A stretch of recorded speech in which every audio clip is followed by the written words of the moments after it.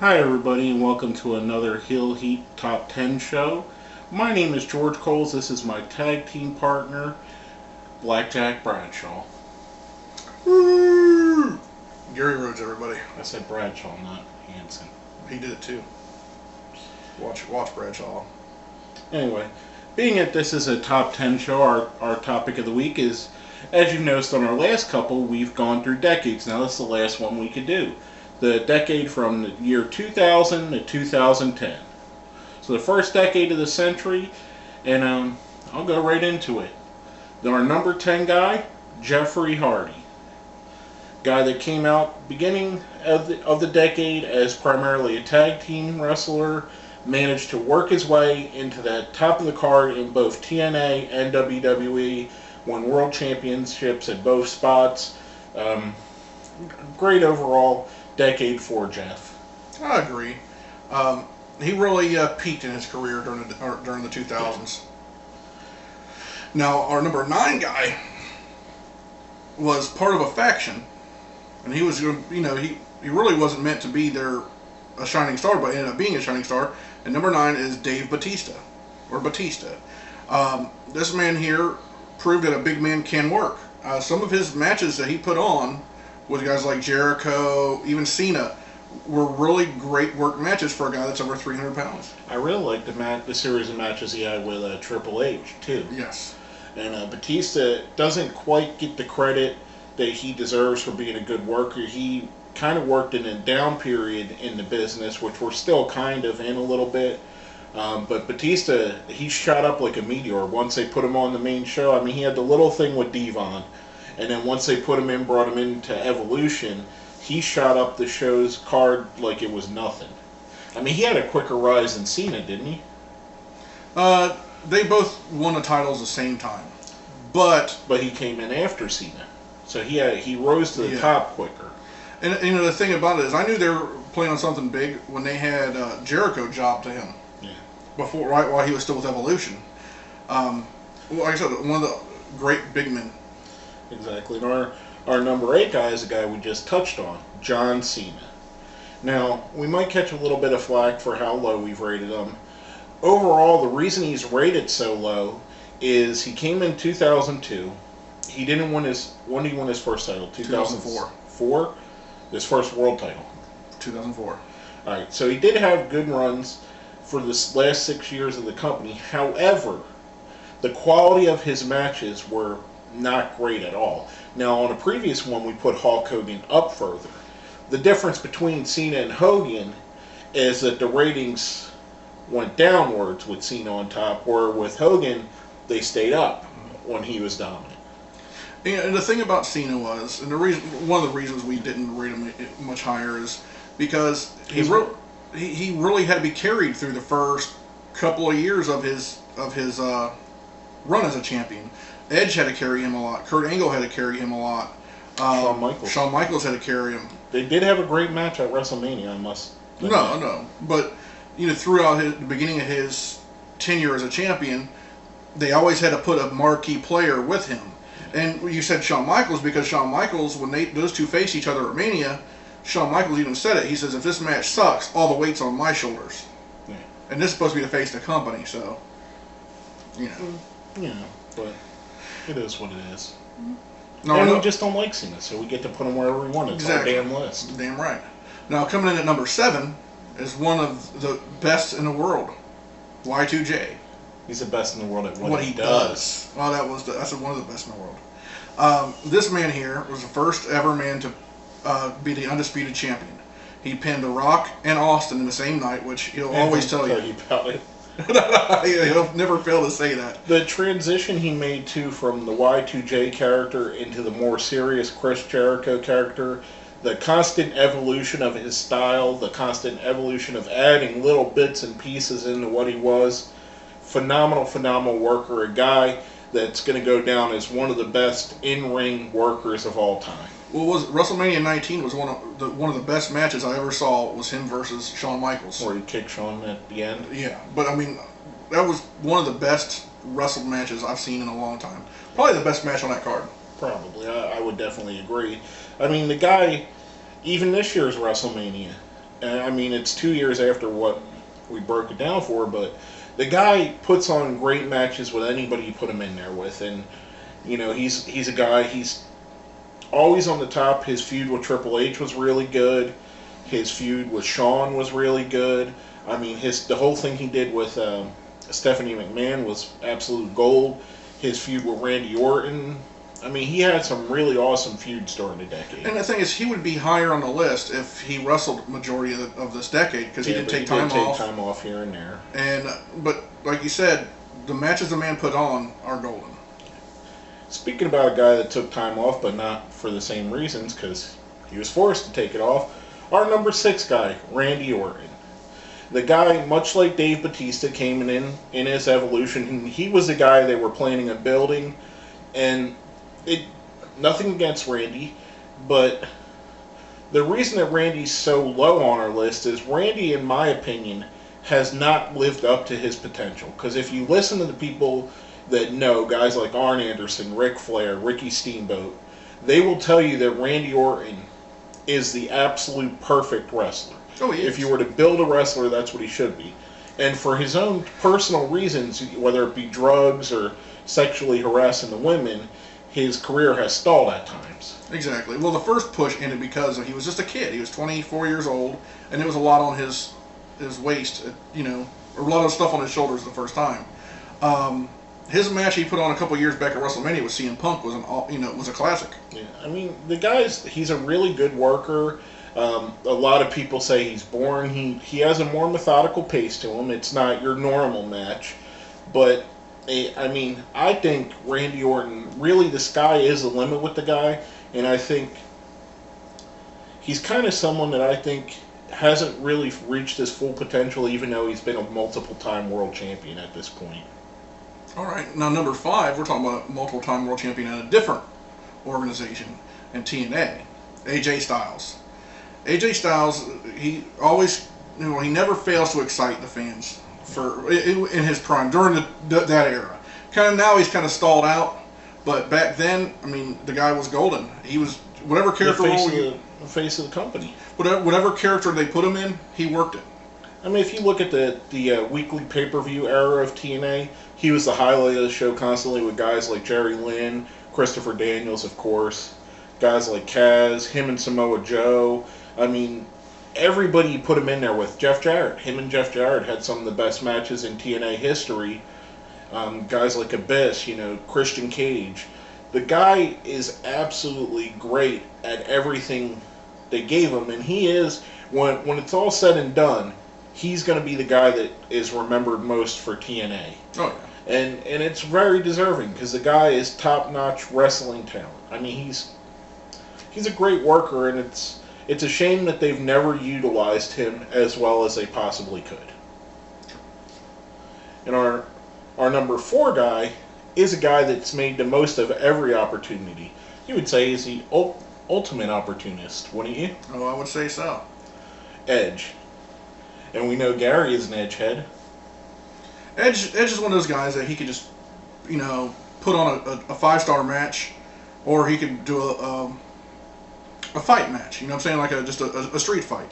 I mean, he showed every bit of it. And again, just like Chris Jericho we spoke about earlier, his character evolved so much during the decade. He started off with Edge and Christian, doing a lot of comedy stuff. He worked face and heel. He put little nuances into his character. I think really getting Lita is what put him over the top in the main event status. Winning Money in the Banks. I mean, there wasn't anything that Edge didn't do. His match against Foley, the hardcore match at one of the WrestleManias, that was one of the best hardcore matches ever. Even Foley said that, and that's the king of the hardcores. Well, the one thing, like we said, Edge never fails to impress. Whenever you knew Edge was going to be wrestling that night, you knew you were going to get all Edge had to offer. Really? Did you just paraphrase Arn Anderson? I did. A little bit there. My drinking hand. But anyway, I mean, but it's true with Edge, though. I mean, I mean, joking around or not, I mean, I knew whatever match Edge was on, I would watch. I wouldn't like fast forward through it or anything like that. Now, even when he started with the Brood, or before the Brood, when he never even talked, this guy here is a guy that shouldn't have made it, but made it.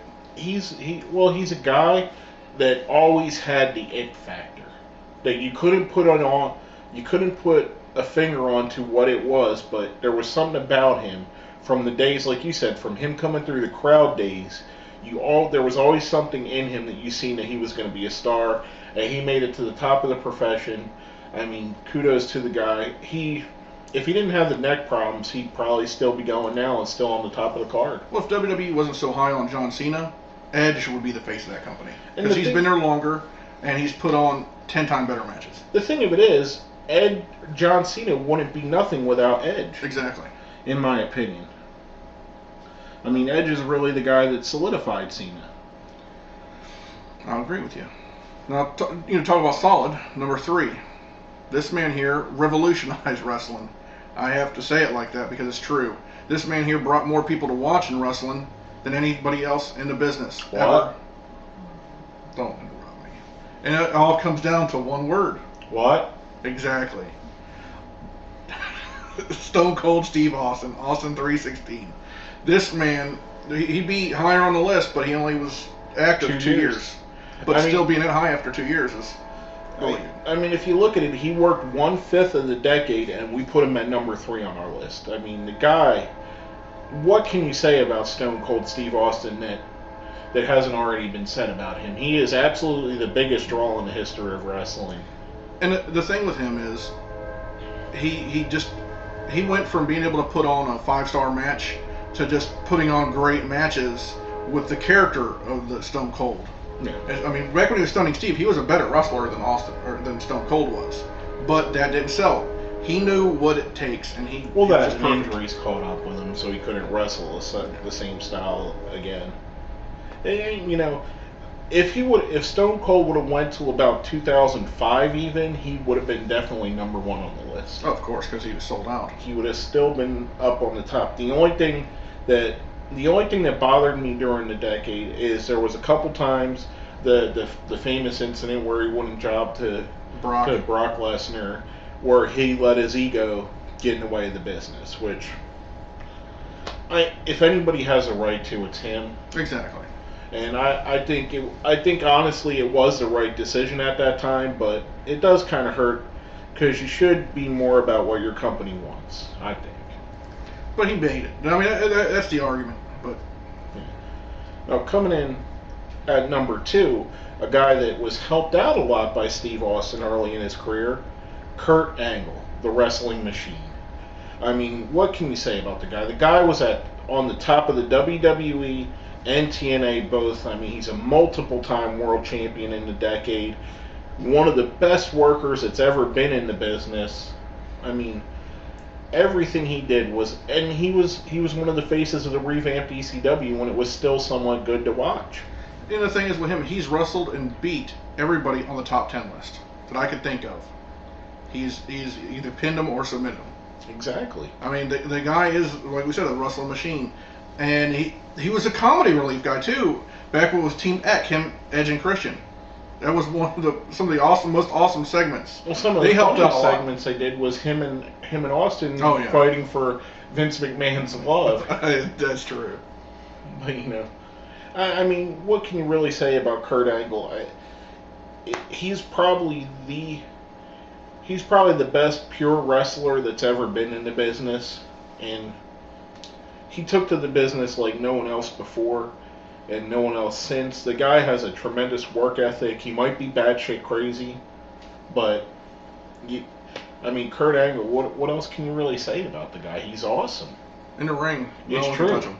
It's damn real. I said it's true, not it's real. I know. I like messing with you. Anyways, before we get to number 1, let's go to the best of the rest. Now, these guys aren't in any particular order. It's just guys that didn't make the top 10. Just didn't quite make the top 10. Start off with you. The first guy I want to talk about is the WWE is going to edit this part of the show, Chris Benoit.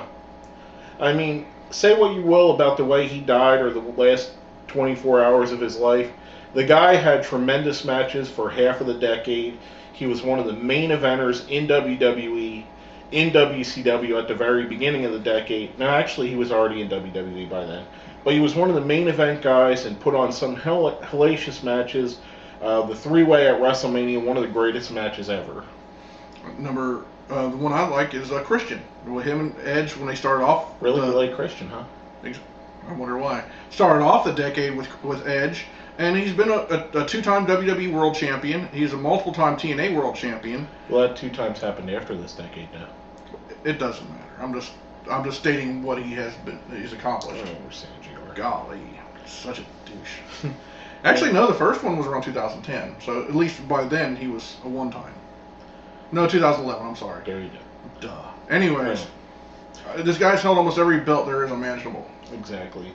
Now, our next guy is a guy that's held every belt imaginable. The Undertaker. Well, no, not every belt. Or Intercontinental, all the big belts. All the world titles in WWE. The Undertaker. I mean, if he wasn't just a guy that came once or twice a year, he'd probably be higher, or actually made the top 10. But the fact of the matter is, half the decade he only wrestled 3 matches most.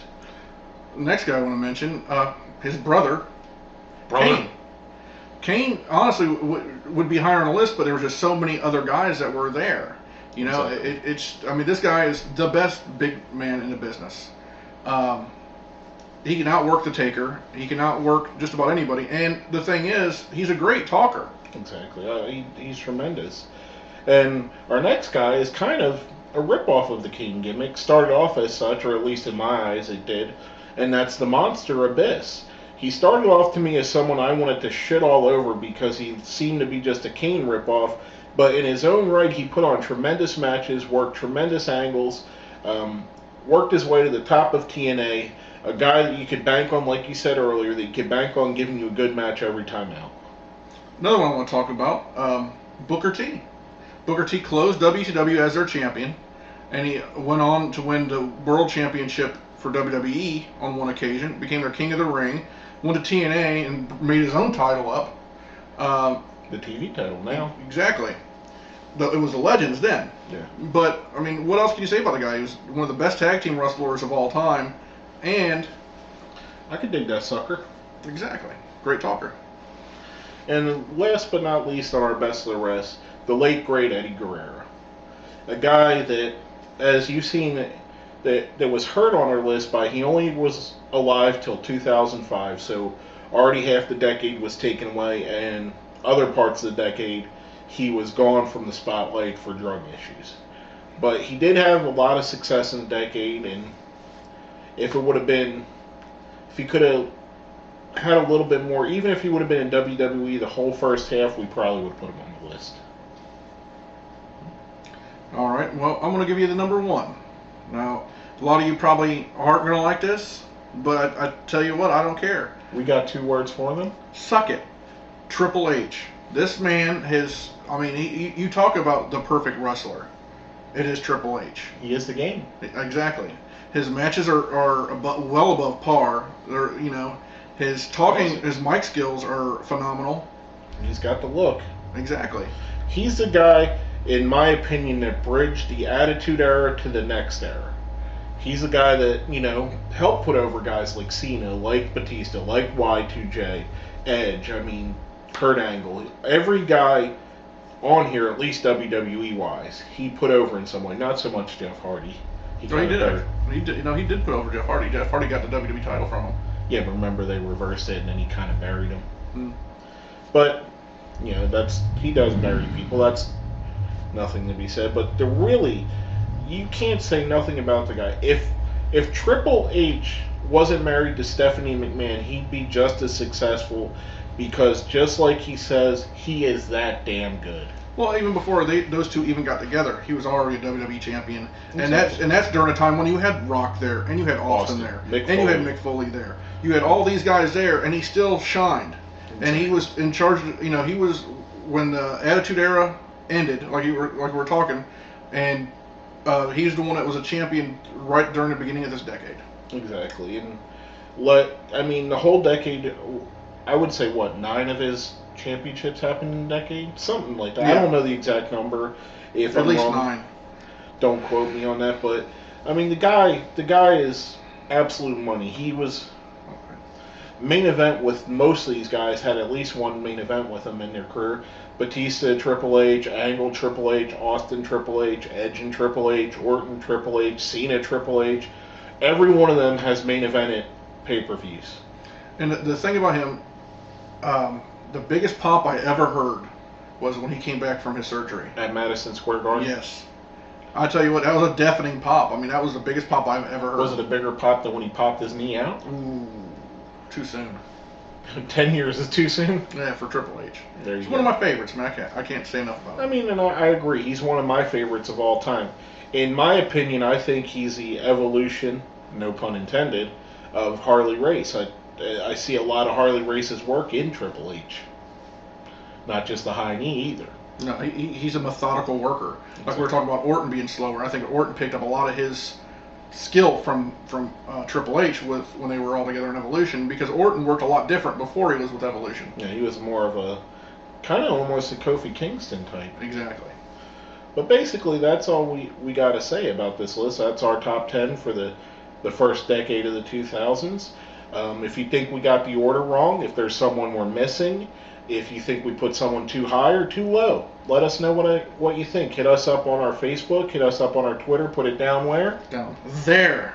Put it right down there in the comments.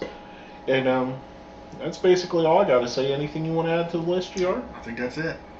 My name is George Coles. I'm Gary Rhodes. And this has been a Heel Heat Top 10.